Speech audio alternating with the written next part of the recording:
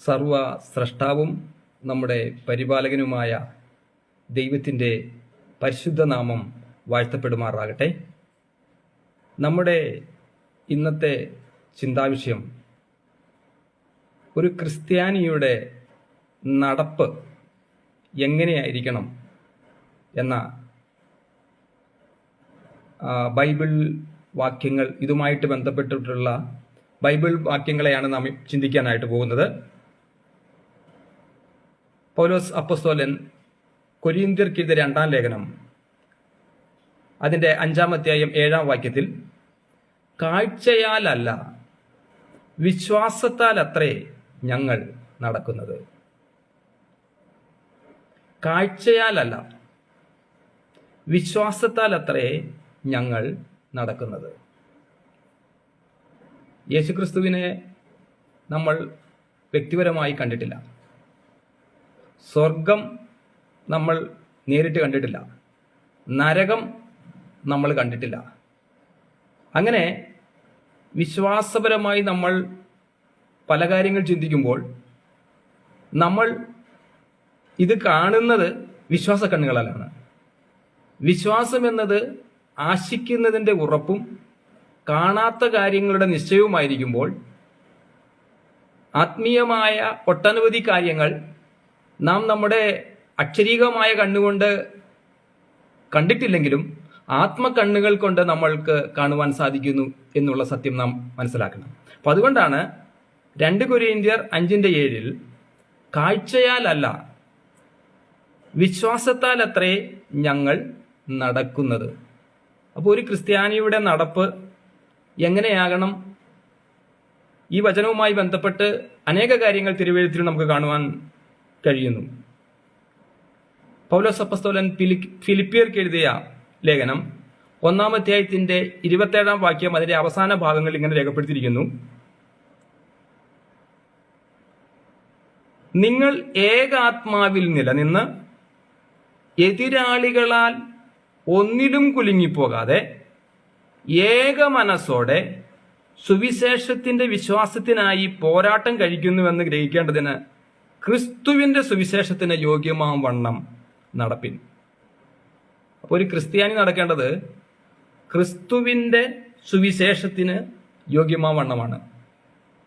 സുവിശേഷം എന്ന് പറയുമ്പോൾ അത് ക്രിസ്തുവിന്റെ സുവിശേഷമുണ്ട്, അതിൽ നേരെ വിപരീതമായിട്ട് എതിർ ക്രിസ്തുവിന്റെ സുവിശേഷമുണ്ട്. അപ്പോൾ ഈ ക്രിസ്തുവിന്റെ സുവിശേഷം എന്താണ്? ഈ ക്രിസ്തുവിന്റെ സുവിശേഷം അത് അനേക സുവിശേഷകർ എന്ന് പറയുന്നവർക്ക് പോലും വെളിപ്പെട്ട് കിട്ടിയിട്ടില്ല. ക്രിസ്തുവിന്റെ സുവിശേഷം അത് ക്രിസ്തു കേന്ദ്രീകൃതമാണ്, അത് ബൈബിൾ കേന്ദ്രീകൃതമാണ്. ഒരു ദൈവമേ നമുക്കുള്ളൂ, നമുക്കൊരു സുവിശേഷമേ ഉള്ളൂ. 4 സുവിശേഷകരെ, മത്തായി, മർക്കോസ്, ലൂക്കോസ്, യോഹന്നാൻ, ഇവരൊക്കെ സുവിശേഷങ്ങൾ എഴുതിയിട്ടുണ്ട്. നമ്മൾ 4 സുവിശേഷങ്ങൾ എന്ന് പറയുമ്പോൾ തന്നെ എല്ലാവരും എഴുതിയിരിക്കുന്നത് ഒരേ ക്രിസ്തുവിനെ കുറിച്ചാണ്. എല്ലാവരും എഴുതിയിരിക്കുന്നത് ഒരേ നിത്യതയെ കുറിച്ചാണ്. അപ്പൊ അതുകൊണ്ട് തന്നെ 4 സുവിശേഷങ്ങൾ നമുക്കില്ല, ഒരു സുവിശേഷമേ നമുക്കുള്ളൂ. എന്നാൽ 4 സുവിശേഷകർ എഴുതിയിരിക്കുന്നു, അത് 4 എഴുത്തുകാർ. അപ്പോൾ നാം സത്യം മനസ്സിലാക്കേണ്ടതുണ്ട്, ക്രിസ്തുവിന്റെ സുവിശേഷത്തിന് യോഗ്യമാം വണ്ണം മാത്രം നടപ്പിൻ. അപ്പൊ എന്താണ് ഈ ക്രിസ്തുവിന്റെ സുവിശേഷം? അത് പാപത്തെക്കുറിച്ചും നീതിയെക്കുറിച്ചും ന്യായവിധിയെക്കുറിച്ചും ജനത്തിന് ബോധ്യം വരുത്തുകയാണ്. അത് കർത്താവായ യേശുക്രിസ്തു പറഞ്ഞതുപോലെ, നിങ്ങൾ പാപം ചെയ്യുന്നത് നിർത്തുക എന്ന് ഉച്ചസ്ഥലം ഘോഷിക്കുന്നതാണ്. അതായത് ഒരു മനുഷ്യൻ പാപിയായി ജീവിക്കുമ്പോൾ അവന്റെ ആത്മാവ് മരിച്ചിരിക്കുന്നു. അത് ഉൽപ്പത്തി 2:17 നാം വായിക്കുന്നു: നന്മതിന്മകളെ കുറിച്ചുള്ള അറിവിന്റെ വൃക്ഷത്തിൻ ഫലം നിങ്ങൾ ഭക്ഷിക്കരുത്, തിന്നുന്ന നാളിൽ നിങ്ങൾ മരിക്കും. ഇത് തിന്ന ആദവും ഹൗവയും അവരുടെ ശരീരം മരിച്ചില്ല, എന്നാൽ ആത്മാവ് മരിച്ചു. റോമാലേഖനം 6-ാം അധ്യായത്തിന്റെ 23-ാം വാക്യത്തിലേക്ക് വരുമ്പോൾ പാപത്തിന്റെ ശമ്പളം മരണമാണെന്നും ദൈവത്തിന്റെ കൃപാവരമോ നമ്മുടെ കർത്താവായ യേശു ക്രിസ്തുവിൽ നിത്യജീവനാണെന്നും രേഖപ്പെടുത്തിയിരിക്കുന്നു. അപ്പോൾ അവിടെയും പാപത്തിൽ നമ്മൾ മരിക്കുന്നു. യോഹന്നാൻ 9-ാം അധ്യായം 31-ാം വാക്യത്തിൽ പാപികളുടെ പ്രാർത്ഥന ദൈവം കേൾക്കുന്നില്ല എന്നും ദൈവഭക്തനായിരുന്ന് അവന്റെ ഇഷ്ടം ചെയ്യുന്നവന്റെ പ്രാർത്ഥന ദൈവം കേൾക്കുന്നുവെന്നും നാം അറിയുന്നു. അപ്പോൾ പാപത്തിൽ ജീവിച്ചുകൊണ്ട്, പാപത്തിൽ പ്രാർത്ഥിച്ചുകൊണ്ട്, പാപത്തിൽ മരിച്ചാൽ ഒരു മനുഷ്യന് നിത്യജീവൻ ലഭിക്കുകയില്ല എന്ന് തിരുവെഴുത്ത് ഉച്ചസ്ഥലം ഘോഷിക്കുകയാണ്. ഇതുമായിട്ടുള്ള ബന്ധത്തിൽ യോഹന്നാൻ എഴുതിയ സുവിശേഷം 8-ാം അധ്യായത്തിന്റെ 21-ാം വാക്യത്തിൽ യേശു കർത്താവ് ഇപ്രകാരം പറഞ്ഞിരിക്കുന്നു: നിങ്ങൾ നിങ്ങളുടെ പാപത്തിൽ മരിക്കും, എങ്കിൽ നിങ്ങൾക്ക് എൻ്റെ അടുക്കൽ വരുവാൻ കഴിയുകയില്ല. പാപത്തിൽ മരിച്ചാൽ ഒരിക്കലും ഒരാൾക്ക് നിത്യജീവൻ പ്രാപിക്കുവാൻ കഴിയുകയില്ല. ഇങ്ങനെ ഒരു പാപിയെ സംബന്ധിച്ചിടത്തോളം അനവധി പ്രശ്നങ്ങൾ, അവന് സമാധാനമില്ല, അവന് സന്തോഷമില്ല, അവൻ ശാപത്തിൻ കീഴിലാണ്. അപ്പോൾ ഇതിൽ നിന്നെല്ലാം അവന് സ്വാതന്ത്ര്യം ലഭിക്കണമെങ്കിൽ യേശുക്രിസ്തു ഏകരക്ഷിതാവ്, യേശുക്രിസ്തു ഏക ലോകരക്ഷിതാവ് ആകാശത്തിൻ കീഴിൽ മനുഷ്യരുടെ ഇടയിൽ നമ്മുടെ രക്ഷയ്ക്കായി നൽകപ്പെട്ട വേറൊരു നാമവും ഇല്ല എന്ന് വിശ്വസിച്ചുകൊണ്ട്, യേശു കർത്താവിനെ ഹൃദയം കൊണ്ട് വിശ്വസിച്ചുകൊണ്ട് അതരം കൊണ്ട് സാക്ഷിയാകുന്നതോടുകൂടി ഒരു മനുഷ്യന്റെ വിശ്വാസത്തിന്റെ അല്ലെങ്കിൽ ഒരു രക്ഷിക്കപ്പെടുന്നതുമായി ബന്ധത്തിൽ അവന്റെ ഒന്നാമത്തെ ആ പടി അവൻ കടക്കുകയാണ്. അപ്പോൾ അങ്ങനെ അവൻ പരിശുദ്ധാത്മാവിനെ പ്രാപിച്ചുകൊണ്ട് അവന്റെ ശരീരം അത് ദൈവത്തിന്റെ ആലയമാണ് എന്നും ദൈവാത്മാവ് അവനിൽ വസിക്കുന്നുവെന്നും അവൻ അപ്പോൾ തിരിച്ചറിയുവാനായിട്ട് തിരുവെഴുത്തിൻ പ്രകാരം സാധിക്കുന്നു. അങ്ങനെ യേശു കർത്താവ് പറഞ്ഞു, നിങ്ങൾ ഈ മന്ദിരം പൊളിച്ചാൽ 3 ദിവസം കൊണ്ട് ഞാൻ ഇതിനെ പണിയും. അപ്പൊ കർത്താവിടെ പറഞ്ഞ മന്ദിരം അത് മനോഹരമായി മനുഷ്യർ പണി കഴിപ്പിച്ച ആ മന്ദിരത്തെക്കുറിച്ചല്ല പറയുന്നത്, തന്റെ ശരീരമാകുന്ന മന്ദിരത്തെക്കുറിച്ചാണ്. ദൈവനാമത്തിന് മഹത്വം ഉണ്ടാകട്ടെ. അപ്പോൾ നാം ചിന്തിക്കുകയായിരുന്നു, നിങ്ങൾ ഏകാത്മാവിൽ നിലനിന്ന്, അതായത് പരിശുദ്ധാത്മാവ്, അപ്പൊ യേശുക്രിസ്തുവിന്റെ നമ്മോടൊത്തുള്ള അദൃശ്യ സാന്നിധ്യമാണ് പരിശുദ്ധാത്മാവ്. പരിശുദ്ധാത്മാവ് അത് ദൈവത്തിന്റെ ആത്മാവാണ്. പരിശുദ്ധാത്മാവ് യേശുവിന്റെ ആത്മാവാണ്. പരിശുദ്ധാത്മാവ് ക്രിസ്തുവിന്റെ ആത്മാവാണ്. അപ്പോൾ നാം ക്രിസ്ത്യാനികളെങ്കിൽ നമ്മൾ ക്രിസ്തുയേശുവിൽ ഏക ശരീരസ്ഥരും ഏക ആത്മാവിനാൽ നയിക്കപ്പെടണം എന്നും തിരുവെഴുത്ത് നമ്മളോട് പറയുകയാണ്. അങ്ങനെ നമ്മൾ ഒന്നിലും കുലുങ്ങിപ്പോകാത്തവരാകണം. അപ്പൊ ഒന്നിലും കുലുങ്ങിപ്പോകാതിരിക്കണമെങ്കിൽ നമ്മൾ സങ്കീർത്തനത്തിലേക്ക് നമുക്ക് വരാം. അവിടെ ഇങ്ങനെ ഒരു വാക്യം നാം കാണുന്നു. സങ്കീർത്തനങ്ങൾ 125-ാം സങ്കീർത്തനം 125-ാം സങ്കീർത്തനത്തിന്റെ 1-ാം വാക്യത്തിൽ യഹോവയിൽ ആശ്രയിക്കുന്നവർ കുലുങ്ങാതെ എന്നേക്കും നിൽക്കുന്ന സിയോൻ പർവ്വതം പോലെയാകുന്നു. അപ്പോൾ ദൈവത്തിൽ ആശ്രയിക്കുന്നവർ അവർ കുലുങ്ങത്തില്ല. അവർ എന്നേക്കും സിയോൻ പർവ്വതം ദൈവം വസിക്കുന്ന പർവ്വതമാണ്, ദൈവത്തിന്റെ പർവ്വതമാണ്. അപ്പൊ ദൈവത്തിന്റെ നമ്മൾ പാടുന്ന പാട്ടാണ്, അക്കരയ്ക്ക് യാത്ര ചെയ്യും സിയോൻ സഞ്ചാരി, ഓളങ്ങൾ കണ്ടു നീ ഭയപ്പെടേണ്ട. കാറ്റിനെയും കടലിനെയും നിയന്ത്രിപ്പാൻ കഴിവുള്ളവൻ പടകിലുണ്ട്. അപ്പോൾ അങ്ങനെയെങ്കിൽ യഹോവയിൽ ആശ്രയിക്കുന്നവർ കുലുങ്ങാതെ എന്നേക്കും നിൽക്കുന്ന സിയോൻ പർവ്വതം പോലെയാകുന്നു. അപ്പോൾ ആ രാശിയമാണ് ഇവിടെ പറയുന്നത്. ഏകാത്മാവിൽ നിലനിന്ന് എതിരാളികളാൽ ഒന്നിലും കുലുങ്ങിപ്പോകാതെ ഏക മനസ്സോടെ സുവിശേഷത്തിന്റെ വിശ്വാസത്തിനായി പോരാട്ടം കഴിക്കുന്നു. ഇതുമായിട്ടുള്ള ബന്ധത്തിൽ ലൂക്കോസ് 13:24 നാം വായിക്കുന്നുണ്ട്, ഇടുക്കുവാതിലൂടെ കടക്കുവാൻ പോരാടുവിൻ. കർത്താവ് യേശുക്രിസ്തു പറഞ്ഞിരിക്കുകയാണ്, ഇടുക്കുവാതിലൂടെ കിടക്കുവാൻ പോരാടുവിൻ. അനേകർ കടക്കാൻ ശ്രമിക്കും, പക്ഷെ കഴിയില്ല. അപ്പോ നരകത്തിലേക്ക് പോകുന്ന വാതിൽ വളരെ വിശാലതയേറിയതാണെന്നും അതിലേക്ക് പ്രവേശിക്കുന്നവർ അനേകരാണ് എന്നും തിരുവെഴുത്തിൽ നമ്മൾ കാണുന്നു. അപ്പൊ അതുകൊണ്ട് സുവിശേഷത്തിന്റെ വിശ്വാസത്തിനായി പോരാട്ടം കഴിക്കണം. എഫെസ്യ ലേഖനം 6:10 നാം ഈ ആശയം വായിക്കുന്നുണ്ട്. എഫെസ്യ ലേഖനം പൗലോസ് അപ്പോസ്തലൻ എഫെസ്യ ലേഖനം 6:10 നമുക്ക് പോരാട്ടമുള്ളത് ജഡരക്തങ്ങളോടല്ല എന്ന് പറഞ്ഞാൽ ഈ ശരീരത്തോടല്ല, അല്ലെങ്കിൽ മനുഷ്യരോടല്ല. നമുക്ക് പോരാട്ടമുള്ളത് ജഡരക്തങ്ങളോടല്ല, വാഴ്ചകളോടും അധികാരങ്ങളോടും ഈ അന്ധകാരത്തിന്റെ ലോകാധിപതികളോടും സ്വലോകങ്ങളിലെ ദുഷ്ടാത്മ സേനകളോടും അത്രേ. അവിടെ ഒരു വലിയ സൈന്യമുണ്ട്. ഇരുട്ടിന്റെ അന്ധകാരത്തിന്റെ പൈശാചിക ശക്തികളോടാണ് ഒരു ക്രിസ്ത്യാനിക്ക് പോരാട്ടമുള്ളത്. അതുകൊണ്ടാണ് കർത്താവ് യേശുക്രിസ്തു ലൂക്കോസ് 13:24 പറഞ്ഞത്, ഇടുക്കുപാതയിലൂടെ കടക്കുവാൻ പോരാടുവിൻ.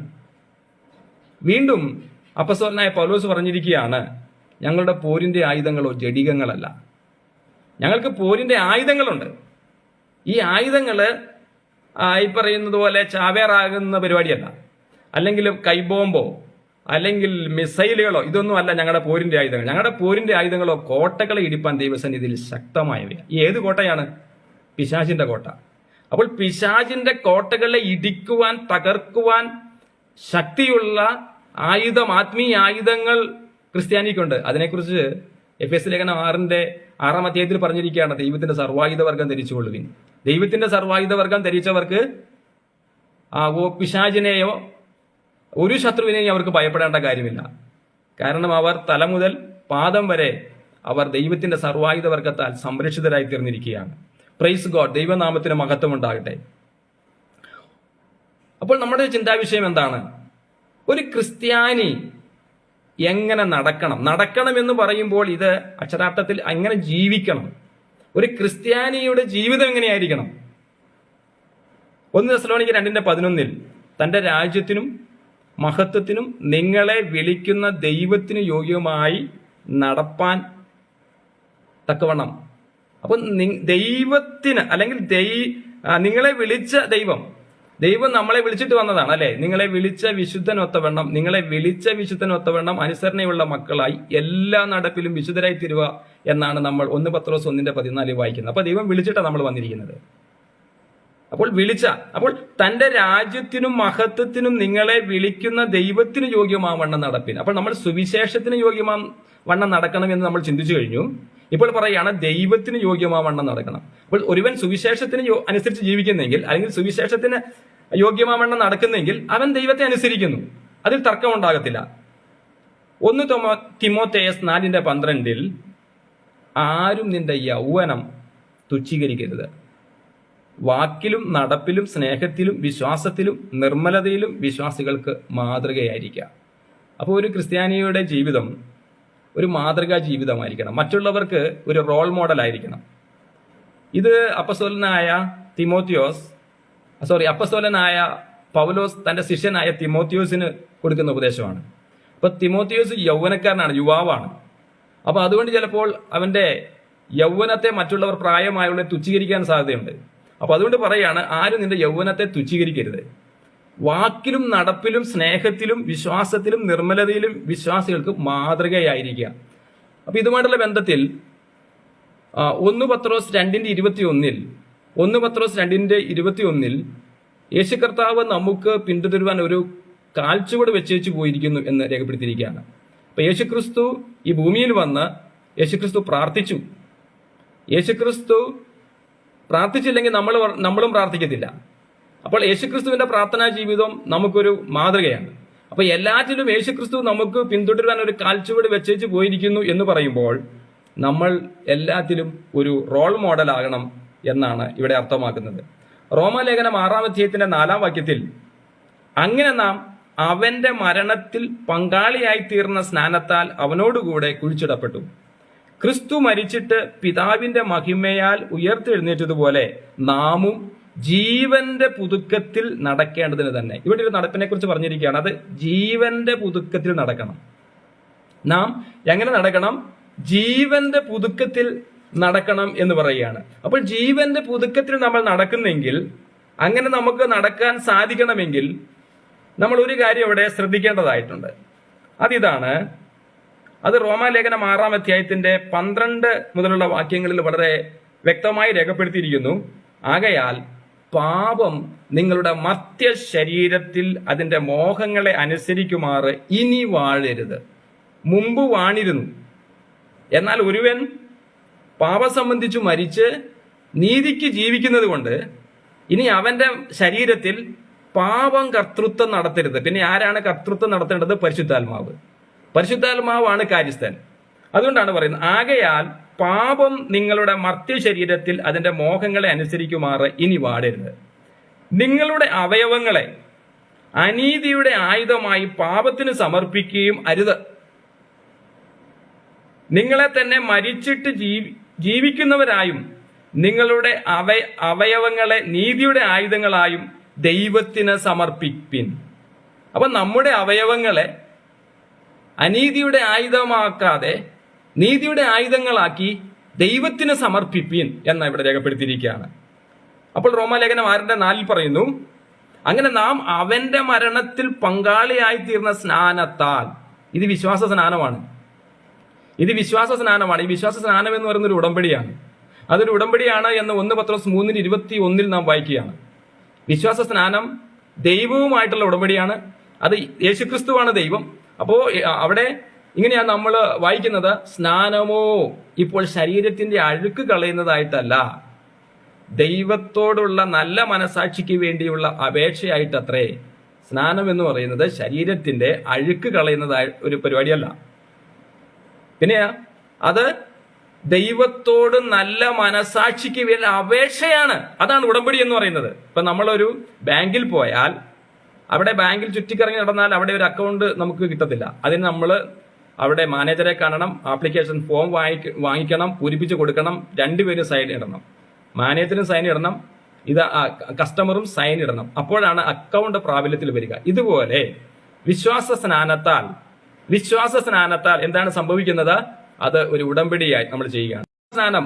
അപ്പോൾ ഈ സ്നാനം, ഞാൻ ചെറുപ്പത്തിൽ തളിക്കൽ സ്നാനം സ്വീകരിച്ചിട്ടുണ്ട്.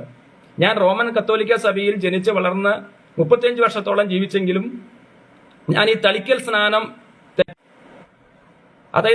സ്നാനം തെറ്റാണ് എന്ന് പരിശുദ്ധാത്മാവ് എനിക്ക് ബോധ്യം തന്നപ്പോൾ ഞാൻ ബൈബിൾ അനുസരിക്കുവാൻ തയ്യാറായി. നിർബന്ധം എന്റെ മേലുണ്ട്.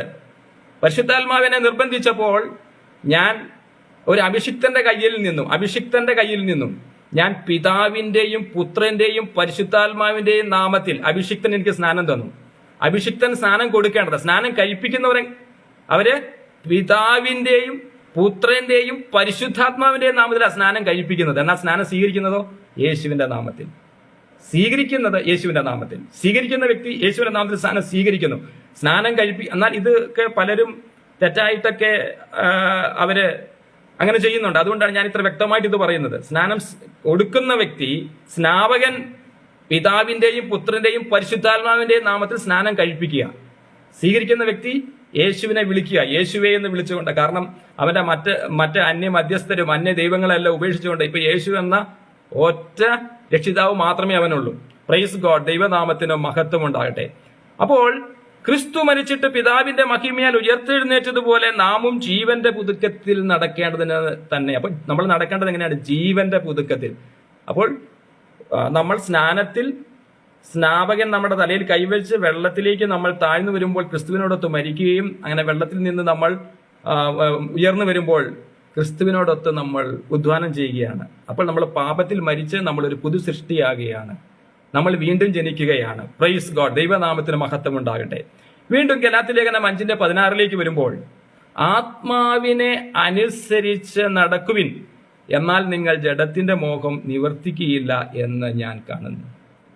അപ്പോൾ പരിശുദ്ധാത്മാവിനെ അനുസരിച്ച് നടക്കണം.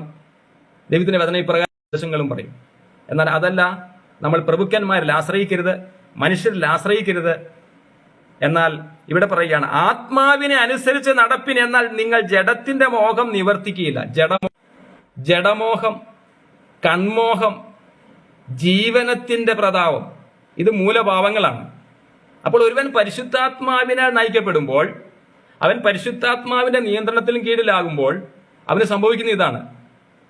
അത് നമ്മളിങ്ങനെ വായിക്കുന്നു, പിതാവ്, യേശുക്കർത്താവ് പറഞ്ഞ കാര്യമാണ്, പിതാവ് എന്റെ നാമത്തിൽ അയപ്പാനുള്ള പരിശുദ്ധാത്മാവ് എന്ന കാര്യസ്ഥൻ നിങ്ങൾക്ക് സകലതും ഉപദേശിച്ചു തരികയും ഞാൻ നിങ്ങളോട് പറഞ്ഞതൊക്കെയും ഓർമ്മപ്പെടുത്തുകയും ചെയ്യും. അത്ര മനോഹരമാണ്. അപ്പോൾ പിതാവ് എന്റെ നാമത്തിൽ, യേശുവിന്റെ നാമത്തിൽ പിതാവ് അയക്കുന്ന പരിശുദ്ധാത്മാവ് എന്ന കാര്യസ്ഥൻ നമുക്ക് എല്ലാ കാര്യങ്ങളും സകലതും ഉപദേശിച്ചു തരികയും വചനം നമ്മളെ ഓർമ്മപ്പെടുത്തുകയും ചെയ്യും. അപ്പോൾ ആ വചനം നമ്മുടെ ഹൃദയത്തിൽ നമ്മൾ സംഗ്രഹിച്ചു വെച്ച് കഴിഞ്ഞാൽ നമുക്ക് പാപത്തെയും ലോകത്തെയും പിശാചിനെയും ജയിക്കാനായിട്ട് പരിശുദ്ധാത്മാവ് നമ്മെ സഹായിക്കും. എഫേസ്യ 5:2 ക്രിസ്തുവും നിങ്ങളെ സ്നേഹിച്ച് നമുക്ക് വേണ്ടി തന്നെത്താൻ ദൈവത്തിന് സൗരഭ്യവാസനയായ വഴിപാടും യാഗവുമായി അർപ്പിച്ചതുപോലെ സ്നേഹത്തിൽ നടപ്പിൻ. നമ്മൾ എങ്ങനെ നടക്കണം എന്നുള്ളതാണ് വിഷയം. സ്നേഹത്തിൽ നടപ്പിൻ. ക്രിസ്തുവിന്റെ സ്നേഹത്തിന്റെ പ്രത്യേകത എന്താണ്? അഗാപ്പെ സ്നേഹം. എന്താണ് അഗാപ്പെ സ്നേഹം? ശത്രുക്കളെ പോലും സ്നേഹിക്കുന്ന സ്നേഹം.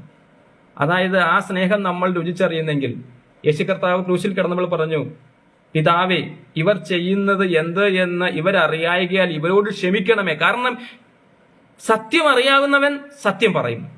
സത്യം അറിയാവുന്നവൻ സത്യമേ ചെയ്യുകയുള്ളൂ. അവൻ അസത്യം ചെയ്യുന്നെങ്കിൽ, കള്ളത്തരം ചെയ്യുന്നെങ്കിൽ എന്താ കാര്യം? അവൻ അറിവില്ല. സാധാരണ ജനങ്ങൾ അങ്ങനെയാണ്. പിന്നെ അതിന് അപവാദങ്ങൾ ഉണ്ടായിരിക്കാം. സാധാരണ രീതിയിൽ അങ്ങനെയാണ് മനുഷ്യൻ ചെയ്യുക. വീണ്ടും 3 യോഹന്നാൻ എഴുതിയ 3-ാം ലേഖനം 1:4 എന്റെ മക്കൾ സത്യത്തിൽ നടക്കുന്നു എന്ന് കേൾക്കുന്നതിനേക്കാൾ വലിയ സന്തോഷം എനിക്കില്ല. സത്യത്തിൽ നടക്കണമെന്ന്, സ്നേഹത്തിൽ നടക്കണമെന്ന് പറഞ്ഞിട്ട് ഇപ്പോൾ പറയുകയാണ് സത്യത്തിൽ നടക്കണം. എന്താണ് സത്യം? സത്യം ദൈവത്തിന്റെ വചനമാണ്. യേശു കർത്താവ് നമ്മൾ POC ബൈബിളിലൊക്കെ വായിക്കുമ്പോൾ അവിടെ സത്യം സത്യമായി ഞാൻ നിങ്ങളോട് പറയുന്നു എന്ന് പറഞ്ഞിട്ടാണ് യേശു കർത്താവ് പ്രധാന ആശയങ്ങളൊക്കെ പറഞ്ഞിരിക്കുന്നത്. നമ്മുടെ സത്യവേദ പുസ്തകത്തിൽ ആമേൻ ആമേൻ ഞാൻ നിങ്ങളോട് പറയുന്നു എന്ന് പറയുന്നതും സത്യം സത്യമായി ഞാൻ നിങ്ങളോട് പറയുന്നു എന്നൊക്കെ പറയുന്നത് ഒരേ അർത്ഥത്തിലാണ് എന്നുള്ള കാര്യവും നാം മനസ്സിലാക്കണം. 2 യോഹന്നാൻ 1:6 നാം അവന്റെ കൽപ്പനകളെ അനുസരിച്ച് നടക്കുന്നത് തന്നെ സ്നേഹമാകുന്നു. നിങ്ങൾ ആദ്യം മുതൽ കേട്ടതുപോലെ അനുസരിച്ച് നടപ്പാനുള്ള കൽപ്പന ഇതത്രേ. അപ്പോൾ കൽപ്പന അനുസരിച്ച് നടക്കണം എന്നിവിടെ വായിക്കുകയാണ്. അപ്പൊ ഈ കൽപ്പന അനുസരിച്ച് നടക്കണം എന്ന് പറയുമ്പോൾ ചിലർ ചോദിക്കും, അത് നമുക്ക് എങ്ങനെ സാധ്യമാവും?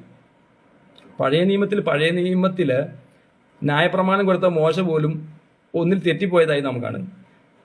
എന്നാൽ നമ്മൾ യാക്കോബ് 2:10 ഇങ്ങനെ വായിക്കുന്നു, ഒരുവൻ ന്യായപ്രമാണം മുഴുവനും അനുസരിച്ച് നടന്നിട്ടും ഒന്നിൽ തെറ്റിയാൽ അവൻ സകലത്തിലും കുറ്റക്കാരനാകും. ഈ ഒരു വചനം ഇല്ലെങ്കിൽ വലിയ പ്രശ്നമില്ലായിരുന്നു. പക്ഷെ ഈ ഒരു വചനം ദൈവം നമുക്ക് അനുസരിക്കാനായിട്ട് തന്നിരിക്കുകയാണ്. നമ്മൾ എല്ലാം അനുസരിച്ചു. ഈ പുതിയ നിയമത്തെക്കുറിച്ച് പറയുമ്പോൾ ഒരു കാര്യം നമ്മൾ പ്രത്യേകം ശ്രദ്ധിക്കണം. ഈ പുതിയ നിയമം എന്ന് പറയുന്നത് ഞാൻ കണ്ടെത്തിയ ഒരു കാര്യമാണ്. ഇന്ന് എനിക്ക് വളരെ സന്തോഷമുണ്ട് ഇത് കണ്ടെത്തിയത്. കാര്യം ഇന്ന് ഞാൻ അന്വേഷിച്ച് കണ്ടെത്തിയൊരു കാര്യമാണ്. ഈ പുതിയ നിയമം നമുക്ക് ഒരൊറ്റ ദിവസം കൊണ്ട് വായിച്ചു തീർക്കാൻ പറ്റും. പുതിയ നിയമ പുസ്തകങ്ങൾ, പുതിയ നിയമത്തിലെ 27 പുസ്തകങ്ങളും പുതിയ നിയമത്തിലെ 27 പുസ്തകങ്ങളും നമുക്ക് അതായത് അതിന്റെ കണക്ക് കൂട്ടി അവർ കണ്ടുപിടിച്ച് പറഞ്ഞിരിക്കുകയാണ്. അതായത് നമ്മൾ 6 മണിക്ക് തുടങ്ങിയാൽ രാവിലെ 6 മണിക്ക് തുടങ്ങിയാൽ വൈകുന്നേരത്തെ 6 മണി കൊണ്ട് 12 മണിക്കൂർ മതിയെന്നാണ് പറയുന്നത് ഈ പുതിയ നിയമം മുഴുവൻ വായിച്ചു തീർക്കാൻ. പുതിയ നിയമ പുസ്തകങ്ങൾ മുഴുവൻ വായിച്ചു തീർക്കാൻ 12 മണിക്കൂർ മതി. എന്നാൽ പഴയ നിയമ പുസ്തകങ്ങൾ വായിച്ചു തീർക്കണമെങ്കിൽ 39 പുസ്തകമാണ്. നമ്മുടെ സത്യവേദ പുസ്തകത്തിൽ 39 പുസ്തകങ്ങളുള്ള പഴയ നിയമ പുസ്തകങ്ങൾ വായിച്ചു തീർക്കാൻ 3.5 ദിവസം വേണം. 3.5 ദിവസം. അതായത് 6 മണി നമ്മൾ അതിരാവിലെ 6 മണി തൊട്ട് വൈകുന്നേരം 6 മണി വരെ വായിക്കുകയാണെങ്കിൽ ആ ഒരു കണക്ക് വെച്ചിട്ട്, അപ്പോൾ അങ്ങനെ ഈ കൽപ്പന ഇതെല്ലാം ദൈവത്തിന്റെ കൽപ്പനകളാണ്. ഇതിന് അനേക ദൈവത്തിന്റെ കൽപ്പനകൾ. അപ്പോൾ ഈ കൽപ്പനകളെല്ലാം, പുതിയ നിയമത്തിലുള്ള കൽപ്പനകളെല്ലാം നമ്മൾ അനുസരിക്കാൻ നിർബന്ധിതരാണ്. ഇനി ഇത് സാധ്യമാകുമോ? ആർക്കെങ്കിലും അങ്ങനെ കൽപ്പനകളെല്ലാം അനുസരിച്ച് ജീവിക്കുവാൻ സാധ്യമായിട്ടുണ്ടോ എന്നൊരു ചോദ്യം എന്നോട് ചോദിച്ചാൽ, എനിക്ക് തിരുവെഴുത്തിന്റെ അടിസ്ഥാനത്തിൽ ഒരു രണ്ട് വ്യക്തികളെ എടുത്തു കാണിക്കുവാനായിട്ട് സാധിക്കും. അത് ലൂക്കോസ് എഴുതിയ സുവിശേഷം 1-ാം അധ്യായത്തിന്റെ 6-ാം വാക്യത്തിലാണ്. 1-ാം അധ്യായം 6-ാം വാക്യത്തിൽ ഞാൻ വായിക്കാം. ഇരുവരും ദൈവസന്നിധിയിൽ നീതിയുള്ളവരും കർത്താവിന്റെ സകല കൽപ്പനകളിലും ന്യായങ്ങളിലും കുറ്റമില്ലാത്തവരായി നടക്കുന്നവരുമായിരുന്നു. അപ്പോൾ 2 പേരെ കുറിച്ച് പറയാണ്. അതൊരു ഭാര്യയും ഭർത്താവുമാണ്. അതിന്റെ 5 മുതലുള്ള വാക്യങ്ങൾ വായിക്കുമ്പോൾ അത് സ്നാപ യോഹന്നാന്റെ മാതാപിതാക്കളായിരുന്നു, സക്കരിയാവും എലിസബത്തും. അപ്പോൾ അവരെക്കുറിച്ചാണ് ഈ വായിച്ചത്. അപ്പോൾ അവർക്ക് എലിസബത്ത് എന്നു പേർ. ഇരുവരും 2 പേരും ദൈവത്തിന്റെ സന്നിധിയിൽ നീതിയുള്ളവരും എന്ന് പറഞ്ഞാൽ നീതിമാന്മാരായിരുന്നു എന്ന് പറയുന്നത്. അപ്പൊ റോമാലേഖനം 3:10 പറയുന്നുണ്ട്. റോമാലേഖനം 3:10 പറയുന്നുണ്ട്, നീതിമാൻ ആരുമില്ല, ഒരുത്തൻ പോലുമില്ല, എല്ലാവരും പാപം ചെയ്ത് അനീതിയുള്ളവരായി തീർന്നു എന്ന് പറയുന്ന ഈ വേദപുസ്തകത്തിൽ തന്നെയാണ് പറയുന്നത്. ഇതാ അനേക നീതിമാന്മാരെ കുറിച്ചും ബൈബിൾ പറയുന്നുണ്ട്. അപ്പോൾ അത് ന്യായപ്രമാണത്തിന്റെ പശ്ചാത്തലത്തിൽ പറയുമ്പോൾ അത് അവർക്ക് ആ നീതിയുടെ പൂർണ്ണതയിലേക്ക് വരുവാൻ കഴിഞ്ഞില്ല. ദൈവത്തിന്റെ നീതിയുടെ പൂർണ്ണതയിലേക്ക് അവർ വരാൻ കഴിഞ്ഞില്ല. ന്യായപ്രമാണത്തിന് അവരെല്ലാം പ്രവൃത്തിയായിരുന്നു. പ്രവൃത്തിയാൽ ഒന്നും നീതീകരിക്കും. എന്നാൽ ഇവിടെ പുതിയ നിയമത്തിലേക്ക് വരുമ്പോൾ എൻ്റെ നീതിമാൻ വിശ്വാസത്താൽ ജീവിക്കും. ഇവിടെ വിശ്വാസമാണ് വലുത്. പ്രൈസ് ഗോഡ്, ദൈവനാമത്തിന് മഹത്വം ഉണ്ടാകട്ടെ. അപ്പൊ ഇവിടെ ഇരുവരും ദൈവസന്നിധിയിൽ നീതിയുള്ളവരും കർത്താവിന്റെ സകല കൽപ്പനകളിലും ന്യായങ്ങളിലും കുറ്റമില്ലാത്തവരായി നടക്കുന്നവരും.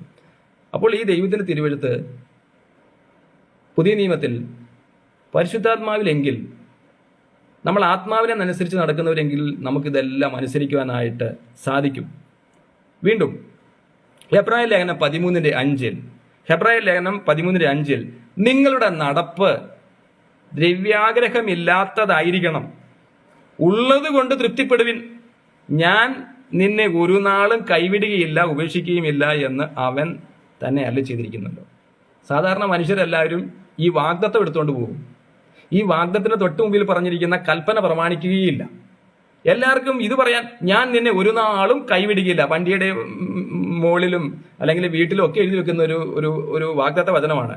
ഞാൻ നിന്നെ ഒരു നാളും കൈവിടുകയില്ല ഉപേക്ഷിക്കില്ല. എന്നാൽ അതിന് തൊട്ട് മുമ്പേ പറഞ്ഞ കൽപ്പന പാലിക്കാൻ പലർക്കും സാധിക്കുന്നത്. എന്താ കൽപ്പന ഇവിടെ പറഞ്ഞിരിക്കുന്നത്? നിങ്ങളുടെ നടപ്പ് ദ്രവ്യാഗ്രഹമില്ലാത്തതായിരിക്കണം, ഉള്ളത് കൊണ്ട് തൃപ്തിപ്പെടണം. അപ്പോൾ ഇത് അവരെ കുറിച്ചാണ് പറയുന്നത്. ഒരു നാളും കൈവിടുകയില്ല, ഉപേക്ഷിക്കുകയില്ല. പ്രൈസ് ഗോഡ്, ദൈവനാമത്തിന് മഹത്വം ഉണ്ടാകട്ടെ. വീണ്ടും എബ്രായ ലേഖനം 13:18 ഞങ്ങൾക്ക് വേണ്ടി പ്രാർത്ഥിപ്പിൻ, സകലത്തിലും നല്ലവരായി നടപ്പാൻ ഇച്ഛിക്കൊണ്ട് ഞങ്ങൾക്ക് നല്ല മനസാക്ഷിയുണ്ടെന്ന് ഞങ്ങൾ ഉറച്ചിരിക്കുന്നു. അപ്പോൾ നല്ലവരായി നടക്കണമെങ്കിൽ നല്ല മനസാക്ഷിയുള്ളവരായിരിക്കും. വീണ്ടും യാക്കോബ് 3:13 നിങ്ങളിൽ ജ്ഞാനിയും വിവേകിയുമായവൻ ആർ? അതൊരു ചോദ്യവചനമാണ്. ഇത് പറയാണ്, ആരാണെന്ന് ചോദിച്ചിട്ട് ഇവിടെ തന്നെ ഉത്തരം പറയുന്നുണ്ട്. അവൻ ജ്ഞാനലക്ഷണമായ സൗമ്യതയോടെ നല്ല നടപ്പിൽ തന്റെ പ്രവൃത്തികളെ ചെയ്യട്ടെ. അപ്പോൾ ഈ സൗമ്യത എന്ന് പറയുന്നത്, താഴ്മ എന്ന് പറയുന്നത് അത് വിവേകിയുടെ ലക്ഷണമാണ്, ജ്ഞാനിയുടെ ലക്ഷണമാണ്. അപ്പൊ ജ്ഞാനികളുടെ ലക്ഷണം, ജ്ഞാനിയെ എങ്ങനെ തിരിച്ചറിയാൻ പറ്റും? വിനീതനായേ വാണിയിടു മഹാന്മാരേതു ദിക്കിലും. അപ്പൊ ഒരു നല്ല നടപ്പിൽ തന്റെ പ്രവൃത്തികളെ കാണിക്കട്ടെ. വീണ്ടും 1 പത്രോസ് 1:15 നമ്മളെല്ലാവരും ദൈവകൃപയാൽ കാണാതെ പഠിക്കേണ്ടതായ വചനമാണ്. നിങ്ങളെ വിളിച്ച വിശുദ്ധനൊത്തവണ്ണം അനുസരണയുള്ള മക്കളായി എല്ലാ നടപ്പിലും വിശുദ്ധരായിത്തീരും. അപ്പൊ ദൈവം നമ്മളോട് പറഞ്ഞിരിക്കുന്ന കൽപ്പനയാണ് വിശുദ്ധരാകണം. നമുക്ക് വിശുദ്ധരായി തീരാനായിട്ട് ബൈബിൾ വെച്ചിരിക്കുന്ന വ്യവസ്ഥയുണ്ട്. ആ വ്യവസ്ഥ വെളിപ്പാട് പുസ്തകം 14:12 എഴുതിയിട്ടുണ്ട്. വെളിപ്പാട് പുസ്തകം 14:12 പറയുകയാണ്, ദൈവകൽപ്പന അനുസരിക്കുകയും യേശുക്രിസ്തുവിൽ വിശ്വസിക്കുകയും ചെയ്യുന്ന വിശുദ്ധന്മാരുടെ സഹിഷ്ണുത കൊണ്ട് ഇവിടെ ആവശ്യം. അപ്പൊ ആരാണ് വിശുദ്ധൻ? യേശുക്രിസ്തുവിനെ വിശ്വസിക്കുക, ദൈവത്തിന്റെ കൽപ്പന അനുസരിക്കുക, വിശുദ്ധനായി തീർന്നു. ഈ പറയുന്ന വലിയ പുണ്യപ്രവൃത്തിയോ അല്ലെങ്കിൽ ഒത്തിരി വലിയ കാര്യങ്ങളോ ഒന്നും ചെയ്യണം, വളരെ നമുക്ക് ചെയ്യാൻ സാധിക്കുന്ന ലഘുവും മൃദുവുമായ കാര്യമാണ് കർത്താവ് പറഞ്ഞിരിക്കുന്നത്. കൽപ്പന അനുസരിക്കുക, എന്നെ വിശ്വസിക്കുക. അപ്പോൾ വിശുദ്ധരായി തീർന്നു. ദൈവനാമത്തിന് മഹത്വം ഉണ്ടാകട്ടെ. അതുകൊണ്ടാണ് 1 പത്രോസ് 1:15 നിങ്ങളെ വിളിച്ച വിശുദ്ധന് ഒത്തവണ്ണം അനുസരണയുള്ള മക്കളായി എല്ലാ നടപ്പിലും വിശുദ്ധരായി തീരുവിൻ. ചിലർക്ക് ഈ വചനം വെളിപ്പെടാത്തതുകൊണ്ട് അവരെന്ത് ചെയ്യും? ആരെങ്കിലും മനുഷ്യരെ എവിടെയെങ്കിലും ആരെങ്കിലും വിധിച്ച് വിശുദ്ധരാക്കി വെച്ചിട്ടുണ്ടെങ്കിൽ അവരെയും വഹിച്ചുകൊണ്ട് നടക്കും. അവരുടെ മുമ്പിൽ പോയി മെഴുകുതിരി കത്തിക്കും, അവരോട് പ്രാർത്ഥിക്കും. അറിവില്ലായ്മയാണ്. അവരൊരിക്കലും വിശുദ്ധരായി തീരത്തില്ല. കാരണം അവരുടെ ജീവിതം മുഴുവനും ഏതെങ്കിലും ഒരു മരിച്ചുപോയ മനുഷ്യനെ വിശുദ്ധരാക്കി പ്രഖ്യാപിച്ച് അവരെയും വഹിച്ചുകൊണ്ട് നടക്കുന്നതുകൊണ്ട് അവരൊരിക്കലും വിശുദ്ധരായി തീരത്തില്ല. കർത്താവിന്റെ കൽപ്പന അവർക്ക് അനുസരിക്കാൻ കഴിയില്ല. 1 പത്രോസ് 1:18 1 പത്രോസ് 1:18 വ്യർത്ഥവും പിതൃപാരമ്പര്യവുമായ നിങ്ങളുടെ നടപ്പിൽ നിന്ന് നിങ്ങളെ വീണ്ടെടുത്തിരിക്കുന്നത് പൊന്ന് വെള്ളി തുടങ്ങി അഴിഞ്ഞു പോകുന്ന വസ്തുക്കളെ കൊണ്ടല്ല. അപ്പോ നമ്മുടെ നടപ്പിനെ കുറിച്ചാണ് ഇവിടെ പറയുന്നത്. എനിക്കൊരു പിതൃ പാരമ്പര്യം ഉണ്ടായിരുന്നു, പക്ഷെ ഞാനത് മനസ്സിലാക്കി അത് റോമൻ കത്തോലിക്ക പിതൃ പാരമ്പര്യം. അതിൽ നല്ല കാര്യങ്ങളെ ഞാനിങ്ങെടുത്തു, എന്നാൽ അതിൽ വചനവിരുദ്ധമായ കാര്യങ്ങളെ ഞാൻ തള്ളിക്കളഞ്ഞു. നല്ല പാരമ്പര്യമുണ്ട്, അത് ഞാനിങ്ങെടുത്തു, അത് നമുക്ക് എല്ലാവർക്കും എടുക്കാം. എന്നാലും ദൈവത്തിന്റെ വചനത്തിന് വിപരീതമായി നിൽക്കുന്ന കാര്യങ്ങൾ തള്ളിക്കളയുക. അപ്പോൾ വ്യർത്ഥവും പിതൃപാരമ്പര്യവുമായ നിങ്ങളുടെ നടപ്പിൽ നിന്ന്, ഇപ്പൊ നമ്മുടെ നടപ്പ് എങ്ങനെയുള്ളതായിരുന്നു? വ്യർത്ഥമായിരുന്നു. നരകത്തിലേക്ക് പോയിക്കൊണ്ടിരിക്കുകയായിരുന്നു, നമ്മൾ നരകത്തിലേക്ക് അടുത്തുകൊണ്ടിരിക്കുകയായിരുന്നു. അപ്പോൾ അങ്ങനെ പോയിക്കൊണ്ടിരുന്ന നമ്മളെ കുറിച്ച് അങ്ങനെ ഇരിക്കുമ്പോഴാണ് പറഞ്ഞിരിക്കുന്നത് എന്താ? കൊളോസ്യലേഖനം 1:13 പറയുകയാണ്. കൊളോസ്യലേഖനം 1:13 പറയുകയാണ്, ഇരുട്ടിന്റെ അധികാരത്തിൽ നിന്ന് നിങ്ങളെ വിടുവിച്ച്, ഇരുട്ടിന്റെ പിശാചിന്റെ അധികാരത്തിൽ നിന്ന് നിങ്ങളെ സ്നേഹസ്വരൂപനായ തന്റെ പുത്രന്റെ രാജ്യത്തിലാക്കി വെച്ചിരിക്കുകയും ചെയ്യുക. Praise lord. എത്ര മനോഹരമാണ്. ഹല്ലേലൂയ. നമ്മൾ നരകത്തിലേക്ക്, നാശത്തിലേക്ക്, അർപ്പാനും മുടിപ്പാനും മോഷ്ടിപ്പാനും കൊല്ലാനും ശത്രു വന്നപ്പോൾ യേശു കർത്താവ് വന്നത് നിങ്ങൾക്ക് ജീവനുണ്ടാകുവാനും അത് സമൃദ്ധമായി ഉണ്ടാകുവാനുമാണ് വന്നിരിക്കുന്നത്. Praise God. ഹല്ലേലൂയ. അവൻ നല്ല ഇടയൻ. ഹല്ലേലൂയ. അവൻ പച്ചയായ പുൽപ്പുറങ്ങളിൽ നമ്മെ കിടത്തുന്നു, നമുക്കൊന്നിനും മുട്ടുണ്ടാകുകയില്ല. പക്ഷെ വ്യവസ്ഥ എന്താണ്? നാം അവനിലും അവൻ എന്നിലും വസിച്ചാൽ. ഹല്ലേലൂയ. അപ്പോൾ കർത്താവ് പറയാൻ, ഞാൻ മുന്തിരിവള്ളിയും നിങ്ങൾ ശാഖകളുമാകുന്നു. ഒരുവൻ എന്നിലും ഞാൻ അവനിലും വസിച്ചാൽ അവൻ ധാരാളം ഫലം കായ്ക്കും. എന്നെ പിരിഞ്ഞ് നിങ്ങൾക്ക് ഒന്നും ചെയ്യുവാൻ കഴിയില്ല. അപ്പോൾ നമ്മുടെ പാരമ്പര്യം, അതിൽ പല കാര്യങ്ങളും വ്യർത്ഥമായിരുന്നു. അങ്ങനെ നമ്മളെ വീണ്ടെടുക്കപ്പെട്ടു. എങ്ങനെയാണ്? പൊന്ന് വെള്ളി തുടങ്ങി അഴിഞ്ഞു പോകുന്ന വസ്തുക്കൾ കൊണ്ടല്ല, നിർദോഷവും നിഷ്കളങ്കവുമായ കുഞ്ഞാടിന്റെ വിലയേറിയ രക്തം, അവന്റെ പുത്രനായ യേശുവിന്റെ രക്തം സകല പാപവും പോക്കി നമ്മെ വിശുദ്ധീകരിച്ചിരിക്കുക. ഹല്ലേലൂയ. ദൈവനാമത്തിന് മഹത്വം ഉണ്ടാകട്ടെ. 1 പത്രോസ് 2:26 സ്വതന്ത്രരായും സ്വാതന്ത്ര്യം ദുഷ്ടതയ്ക്ക് മറയാക്കാതെ ദൈവത്തിന്റെ ദാസന്മാരായി നടപ്പിൻ. Praise lord. ഹല്ലേലൂയ. ദൈവത്തിന്റെ ദാസന്മാരായി നടപ്പിൻ. അപ്പൊ ചിലരെയൊക്കെ ദൈവദാസനെ എന്ന് വിളിക്കാറുണ്ട്. ചിലർ പറയുന്നത് അങ്ങനെ വിളിക്കാൻ പാടില്ല. പക്ഷെ ഞാൻ പറയും അങ്ങനെ വിളിക്കാം. അതിന്റെ കാരണം എന്നറിയാവോ? റോമാലേഖനം 6:22 പറയുന്നുണ്ട്, അല്ലെങ്കിൽ ഇപ്പോൾ നമ്മൾ പാപത്തിൽ നിന്ന് സ്വാതന്ത്ര്യം പ്രാപിച്ച ദൈവത്തിന്റെ ദാസന്മാരായി തീർന്നിരിക്കുന്നു എന്ന് അവിടെ എഴുതിയിരിക്കുന്നത്. റോമാലേഖനം 6:22 മറന്നു പോകരുത്.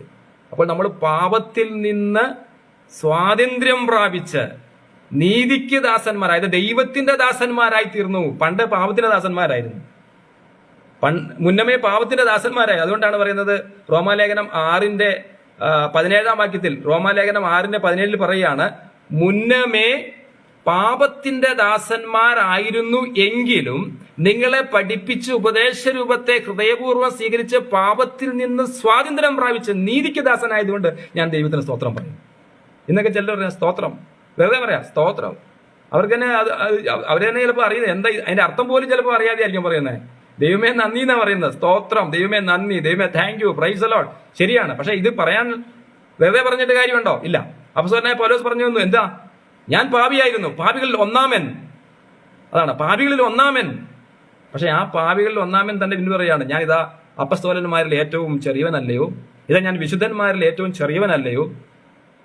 എന്നാൽ മുന്നമേ ഞാൻ എന്താണ്? അരിഷ്ട മനുഷ്യൻ.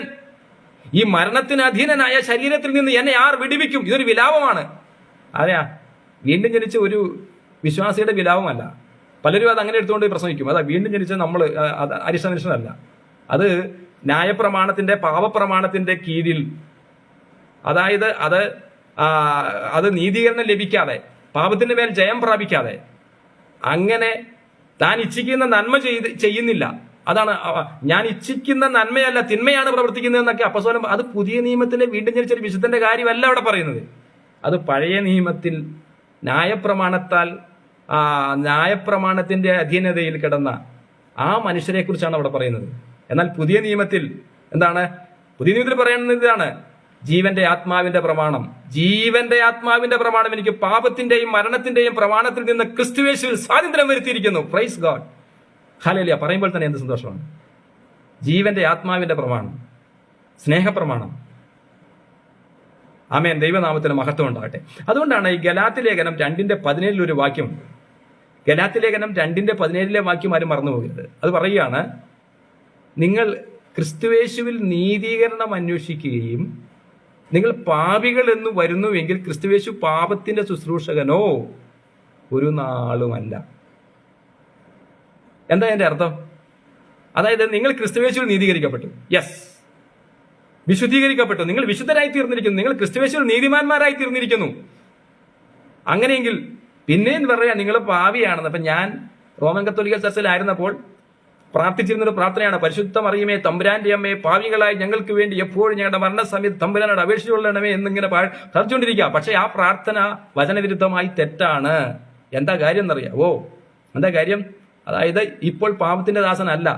ഈ വാക്യം നമ്മൾ, അതായത് ഈ ഗലാത്യ 2:17 വെച്ച് ഇതിനെ നമ്മൾ ആഴത്തിൽ ചിന്തിക്കുമ്പോൾ പരിശുദ്ധാത്മാവ് നമുക്ക് വെളിപ്പെടുത്തി തരുന്നു, ഇപ്പോൾ നീ പാപത്തിന്റെ ദാസനല്ല, പാപത്തിന്റെ ശുശ്രൂഷയല്ല.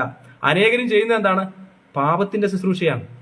അതായത് ക്രിസ്തുവേശുവിൽ നീതീകരണം അന്വേഷിക്കുക, അല്ലെങ്കിൽ ക്രിസ്തുവേശുവിൽ നീതീകരിക്കപ്പെട്ടതിന് ശേഷവും നീ പാപി എന്ന് പറയുന്നെങ്കിൽ എന്താ? ഇനി പാപി എന്ന് പറഞ്ഞാലുള്ള കുഴപ്പം എന്താണെന്നറിയാവോ? പാപി എന്ന് പറഞ്ഞാലുള്ള കുഴപ്പത്തെക്കുറിച്ച് ഹെബ്രായ ലേഖനം 10:26 പറയുന്നുണ്ട്. അത് നാം കാണാതെ പഠിക്കേണ്ട വചനമാണ്. ഹെബ്രായ ലേഖനം 10:26 പറയുകയാണ്, സത്യത്തിന്റെ പരിജ്ഞാനം ലഭിച്ച ശേഷം മനഃപൂർവ്വം പാപം ചെയ്താൽ ഇനി പാപങ്ങൾക്ക് വേണ്ടി ഒരു യാഗവും ശേഷിക്കാതെ പാപികളെ ദഹിപ്പിക്കുന്ന ക്രോധാഗ്നിയുമേ ഉള്ളൂ. അതായത് ഒരുവൻ രക്ഷിക്കപ്പെട്ടതിന് ശേഷം അത് യേശുവിനെ രക്ഷിതാവായി സ്വീകരിച്ചു, പാപങ്ങൾ നിർത്തണം. അതായത് തന്റെ ലംഘനങ്ങളെ മറയ്ക്കുന്നവന് ശുഭം വരികയില്ല, ഏറ്റുപറഞ്ഞ് ഉപേക്ഷിക്കുന്നവനെ കരുണ ലഭിക്കും. ഇതാണ് സദൃശ്യവാക്യങ്ങൾ 29:13 വാക്യത്തിൽ പറഞ്ഞിരിക്കുന്നത്. സദൃശ്യവാക്യങ്ങൾ 29:13 പറയുകയാണ്, തന്റെ ലംഘനങ്ങളെ, പാപങ്ങളെ മറയ്ക്കുന്നവന് ശുഭം വരികയില്ല, ഏറ്റുപറഞ്ഞ് ഉപേക്ഷിക്കണം. അത് ദൈവത്തോടായിരിക്കണം ഏറ്റു പറയുന്നത്. അത് ഏറ്റു പറഞ്ഞാൽ മാത്രം പോരാ, ഉപേക്ഷിക്കുകയും ചെയ്യണം. ഞാൻ കുമ്പസാരിച്ചുകൊണ്ടിരുന്നപ്പോൾ ഞാൻ കുറച്ച് പാവങ്ങളൊക്കെ ചീത്ത പറഞ്ഞിട്ടുണ്ട്, അവിടെ ഞാൻ അത് പറഞ്ഞിട്ടുണ്ട്, ഇത് പറഞ്ഞു, എന്തെങ്കിലും കുറച്ച് കാര്യങ്ങളൊക്കെ അങ്ങോട്ട് പറയും. എന്നാൽ അത് തന്നെ ആവർത്തിച്ച് പിന്നെയും കുമ്പസാരിക്കുമ്പോഴൊക്കെ പറയും. ഒരിക്കലും ഇത് ഉപേക്ഷിക്കുന്നില്ല. ഉപേക്ഷിക്കാൻ പരിശുദ്ധാത്മാവ് ഉള്ളിലില്ല. അതാണ് പരിശുദ്ധാത്മാവ് എന്തുകൊണ്ട് ഉള്ളിലില്ല? ഞങ്ങൾക്ക് സ്ഥൈര്യലേപനം എന്ന് പറഞ്ഞൊരു പരിപാടി അവിടെ തന്നു. സ്ഥൈര്യലേപനം എന്ന് പറഞ്ഞാൽ ഞങ്ങൾക്ക് ഒരു വെക്കേഷൻ ക്ലാസ് ഒക്കെ കുറച്ച് പേര് വന്നു, കുറച്ച് എന്തൊക്കെയോ പ്രാർത്ഥനയും കുറച്ചൊക്കെ പഠിപ്പിച്ചു. എന്നിട്ട് ബിഷപ്പ് വന്നു, എന്നിട്ട് ഒരു തൈലം ഞങ്ങളുടെ നെറ്റിയിൽ പുരട്ടിയപ്പോൾ എന്തോ ഒരു തണുപ്പ് പോലെ തോന്നി. ഞങ്ങൾ വിചാരിച്ചു ഇത് പരിശുദ്ധാത്മാവായിരിക്കും, ആണ് എന്ന് അവർ പഠിപ്പിച്ചു. അതിനാണ് സ്ഥൈര്യലേപനം എന്ന് പറയുന്നത്. എന്നാൽ യഥാർത്ഥ പരിശുദ്ധാത്മാവിനെ ഞാൻ പ്രാപിച്ചപ്പോൾ അത് ഡ്യൂപ്ലിക്കേറ്റ് ആണെന്ന് എനിക്ക് മനസ്സിലായി.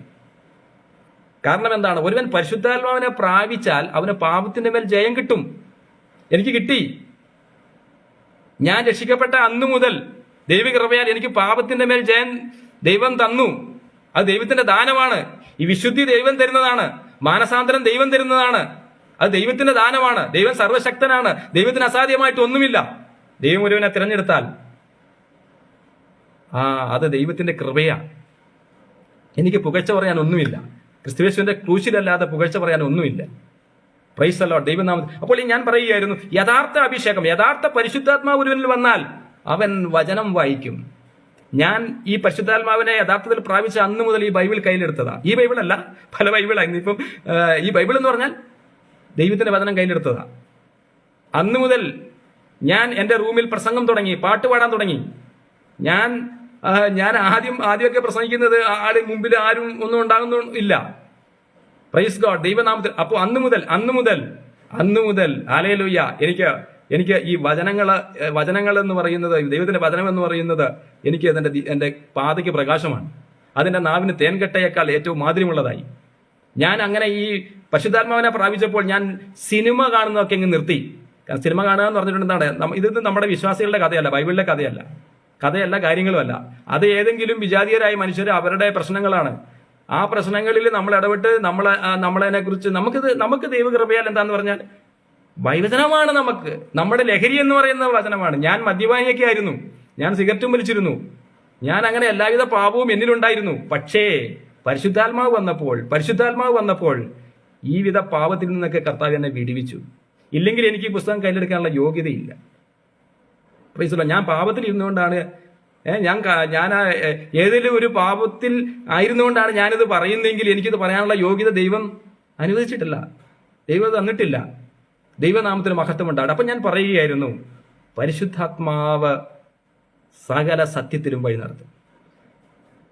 ഞാനിത് പറയുകയാണ്, ഇവരുടെ ഈ സ്ഥൈര്യലേപനം തെറ്റെന്ന് ഞാൻ പറയാനുള്ള കാരണം ഇത് ലഭിച്ച ആർക്കും പാപത്തിന് മേൽ ജയം കിട്ടുന്നില്ലെന്നേ.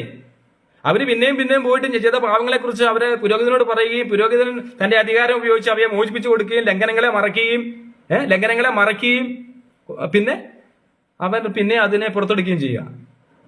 അപ്പൊ ഇത് മറയ്ക്കുന്നു, പിന്നെയും അത് പുറത്തെടുക്കുന്നു.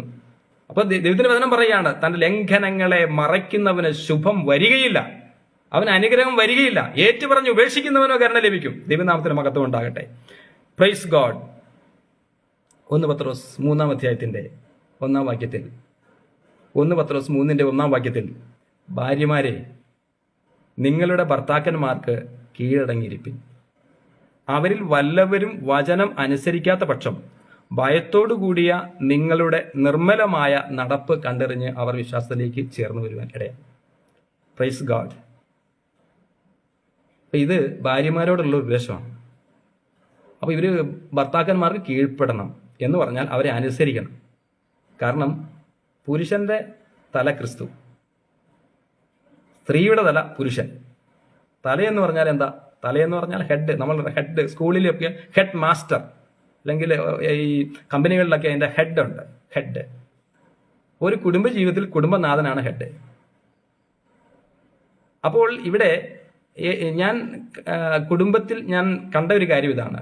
ഏതൊക്കെ കുടുംബത്തിൽ ഭാര്യമാർ ഭർത്താക്കന്മാരെ അനുസരിച്ച് ജീവിക്കുന്നുണ്ടോ അവിടെയൊക്കെ അവരുടെ മക്കളും മാതാപിതാക്കന്മാരെ അനുസരിക്കും, രണ്ടുപേരെ അനുസരിക്കും. കാരണം അമ്മയിൽ നിന്നൊരു മോഡൽ ആ മക്കൾക്ക് കാണാനുണ്ട്. ഇല്ലെങ്കിൽ ഭർത്താവിനെ അനുസരിക്കാത്ത ഭാര്യയാണെങ്കിൽ മക്കളും അനുസരിക്കത്തില്ല, ആരെയും അനുസരിക്കത്തില്ല. അപ്പൊ അതുകൊണ്ട് തന്നെ ഇവിടെ പറയുകയാണ്, ഭാര്യമാരെ നിങ്ങളുടെ ഭർത്താക്കന്മാർക്ക് കീഴടങ്ങിയിരിപ്പിൻ, അവരിൽ വല്ലവരും. കാരണം ഈ രക്ഷ എന്ന് പറയുന്ന ഭാര്യയും ഭർത്താവും ഒരുമിച്ച് രക്ഷയിലേക്ക് വരണമെന്നില്ല. അതിന് ദൈവത്തിന്റെ ആ സമയമുണ്ട്, എല്ലാത്തിനും ഒരു സമയമുണ്ട്. അപ്പൊ അതുകൊണ്ട് ഒരു ഭർത്താവ് രക്ഷിക്കപ്പെട്ടു, ഭാര്യ രക്ഷിക്കപ്പെട്ടിട്ടില്ല. അപ്പോൾ എങ്ങനെയാണ് ആ ഭാര്യ ഈ ഭർത്താവിന്റെ ദൈവഭയവും ആ നല്ല നടപ്പും അദ്ദേഹത്തിന് വന്ന മാറ്റവും എല്ലാം കാണുമ്പോൾ, അങ്ങനെ ഈ മനുഷ്യന് വന്ന മാറ്റം കാണുമ്പോൾ അവര് ദൈവത്തിന്റെ സമയത്ത്, അത് ദൈവം നൽകുന്ന ഒരു സമയത്ത് അവര് വിശ്വാസത്തിലേക്ക് വരാൻ ഇടയാകും എന്നാണ് ഈ തിരുവെഴുത്ത് നമ്മെ ഓർമ്മപ്പെടുത്തുന്നത്. 1 പത്രോസ് 3:16 ക്രിസ്തുവിൽ നിങ്ങൾക്ക് നല്ല നടപ്പിനെ ദുഷിക്കുന്നവർ നിങ്ങളെ പഴിച്ച് പറയുന്നതിൽ ലജ്ജിക്കേണ്ടതിന് നല്ല മനസാക്ഷിയുള്ളവരായിരിക്കും. അപ്പൊ ക്രിസ്തുവിൽ നിങ്ങൾക്കുള്ള നല്ല നടപ്പിനെ ദുഷിക്കും. നമ്മൾ നല്ല നടപ്പ് ആയിരുന്നാലും ചിലർ ദുഷിക്കും.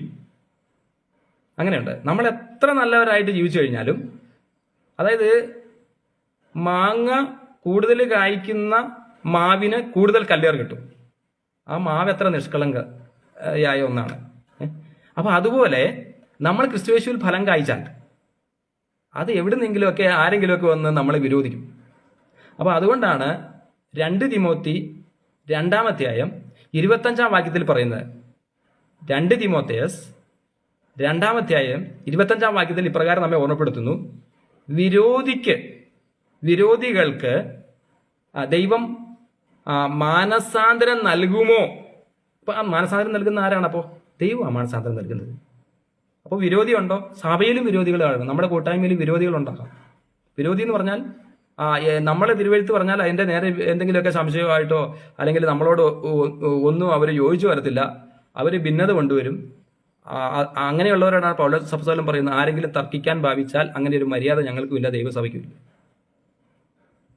അപ്പൊ അങ്ങനെ എപ്പോഴും ഈ സത്യം മനസ്സിലാകാതെ തർക്കിച്ചും വാദിച്ചും അങ്ങനെ മുന്നോട്ട് പോകുന്ന ഒരു കൂട്ടം ആളുകൾ.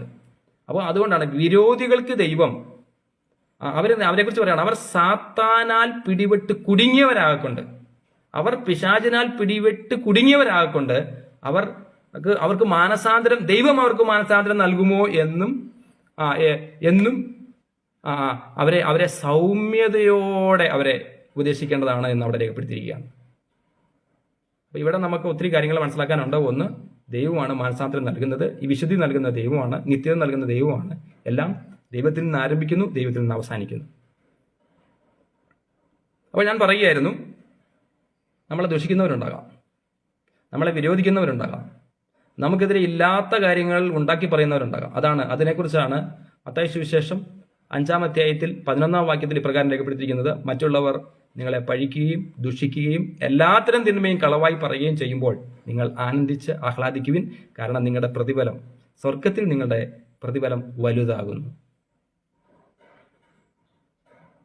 വെളിപ്പാട് പുസ്തകം 2-ാം അധ്യായത്തിന്റെ 21-ാം വാക്യത്തിൽ ഞാൻ അവൾക്ക് മാനസാന്തരപ്പെടുവാൻ സമയം കൊടുത്തിട്ടും ദുർനടപ്പ് വിട്ട് മാനസാന്തരപ്പെടുവാൻ അവൾക്ക് മനസ്സായില്ല.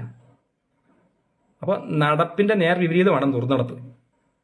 സഭയിൽ തന്നെ ഇങ്ങനെ ദുർനടപ്പുള്ളവരുണ്ടാകാം. അപ്പോൾ വെളിപ്പാട് പുസ്തകം 2:21 പറയാം, ഞാൻ അവൾക്ക്, ഒരു സ്ത്രീയെക്കുറിച്ചാണ് പറയുന്നത്. അപ്പോൾ ആ സ്ത്രീ, അവൾ ദൈവത്തിന്റെ ഹിതത്തിന് യോജിക്കാത്ത വിധത്തിലുള്ള പ്രവൃത്തിയാണ്, വലിയ പാവങ്ങളാണ് അവള് സഭയിൽ ആയിരിക്കുമ്പോൾ തന്നെ ചെയ്തുകൊണ്ടിരിക്കുന്നത്. ദൈവം സമയം കൊടുത്തു, എന്നിട്ടും ദുർനടപ്പ് വിട്ട് മാനസാന്തരപ്പെടുവാൻ അവൾക്ക് മനസ്സില്ല. അതുകൊണ്ട് പറയുകയാണ്, ഞാൻ അവളെ, തുടർന്ന് വായിക്കുമ്പോൾ അതിന്റെ 22-ാം വാക്യത്തിൽ, ഞാൻ അവളെ കിടപ്പിലും അവളുമായി വ്യഭിചരിക്കുന്നവരെ അവളുടെ നടപ്പ് വിട്ട് മാനസാന്തരപ്പെടാതിരുന്നാൽ വലിയ കഷ്ടത്തിലും ആക്കിക്കളയും. അപ്പോൾ ദൈവത്തിന്റെ ന്യായവിധി വരും. ഇനി ഈ ന്യായവിധിയെക്കുറിച്ച് പറയുന്ന കാര്യങ്ങൾ ശ്രദ്ധിക്കുക. അവളുടെ മക്കളെയും ഞാൻ കൊന്നുകളയും. അപ്പോൾ ദൈവമാണ് ഇത്. ആരാണിത്? യേശുവാണ്. അപ്പൊ യേശു പറഞ്ഞിരിക്കുകയാണ്, അവളുടെ മക്കളെയും ഞാൻ കൊന്നുകളയും, ഞാൻ ഉൾപ്പൂവുകളെയും ഹൃദയങ്ങളെയും ആരായുന്നവൻ എന്ന് സകല സഭകളും അറിയും. നിങ്ങളുടെ പ്രവൃത്തിക്ക് തക്കവണ്ണം ഞാൻ നിങ്ങൾക്ക് ഏവർക്കും പകരം ചെയ്യും. നല്ല പ്രവൃത്തി ചെയ്താൽ നല്ല പ്രവൃത്തി, ദുഷ്പ്രവൃത്തി ചെയ്താൽ ദുഷ്പ്രവൃത്തി. ഇനി ഈ സ്ത്രീ ചെയ്തതിന്റെ ശിക്ഷ അവളുടെ മക്കളുടെ മേലും വരും. നമുക്ക് പഴയ നിയമത്തിലൊരു ഉദാഹരണമുണ്ട്. ദാവീദ് ബത്ശേബയുമായി വ്യഭിചാരം ചെയ്തപ്പോൾ അവർക്കുണ്ടായ ആ കുഞ്ഞിനെ രോഗം ബാധിക്കുകയും അതിന് യഹോവ ബാധിച്ചു എന്ന് പറയുന്നത്. കുഞ്ഞിനെ ബാധിച്ചു, രോഗം ബാധിച്ചു. അങ്ങനെ ആ കുഞ്ഞ് മരിച്ചുപോയി. അപ്പൊ അതേപോലെയുള്ള ഒരു സംഭവമാണ് നാം ഇവിടെയും കാണുന്നത്. അത് ന്യായവിധിയുമായി ബന്ധപ്പെട്ട കാര്യമാണ്. അങ്ങനെ ന്യായവിധിയിൽ അകപ്പെടാതിരിക്കട്ടെ. വീണ്ടും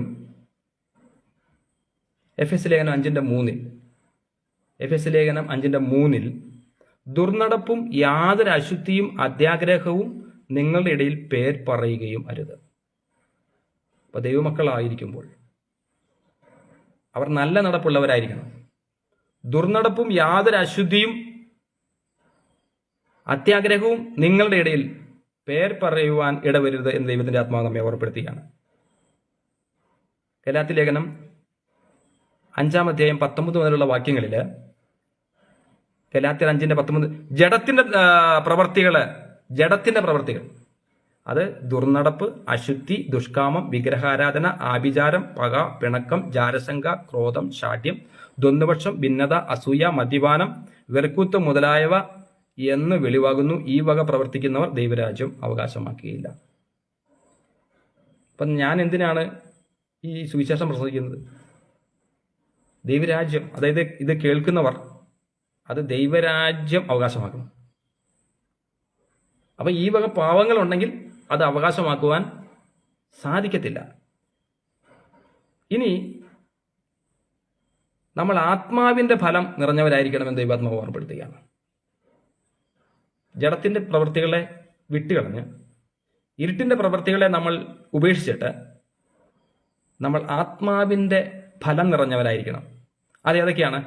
സ്നേഹവും, സന്തോഷം, സമാധാനം, ദീർഘക്ഷമ, ദയ, പരോപകാരം, വിശ്വസ്തത, സൗമ്യത, ഇന്ദ്രിയജയം. ഈ വകയ്ക്ക് വിരോധമായി ഒരു ന്യായപ്രമാണവുമില്ല. അപ്പോൾ പരിശുദ്ധാത്മാവ് നമ്മിലെങ്കിൽ നമ്മൾ ഈ വിധത്തിൽ ആത്മാവിന്റെ ഫലമുള്ളവരായിരിക്കും. പിന്നെ പറയുന്ന കാര്യം പ്രത്യേകം ശ്രദ്ധിക്കുക. 24-ാം വാക്യത്തിൽ ക്രിസ്തുവേശുവിനുള്ളവർ ജഡത്തെ അതിന്റെ രാഗമോഹങ്ങളോടുകൂടെ ക്രൂശിച്ചിരിക്കുന്നു. ആത്മാവിനാൽ നാം ജീവിക്കുന്നുവെങ്കിൽ ആത്മാവിനെ അനുസരിച്ച് നടക്കുകയും ചെയ്യുന്നു. നാം അന്യോന്യം പോരിന് വിളിച്ചും അന്യോന്യം അസൂയപ്പെട്ടും കൊണ്ട് വ്യർത്ഥാഭിമാനികൾ ആകരുത്. നമുക്ക് പരിശുദ്ധാത്മാവ് നമ്മിലെങ്കിൽ നമുക്ക് അങ്ങനെ ആകാൻ സാധിക്കത്തില്ല. അങ്ങനെ വ്യർത്ഥാഭിമാനികൾ, നമ്മൾ അസൂയുള്ളവരൊന്നും നമ്മൾ ആകത്തില്ല.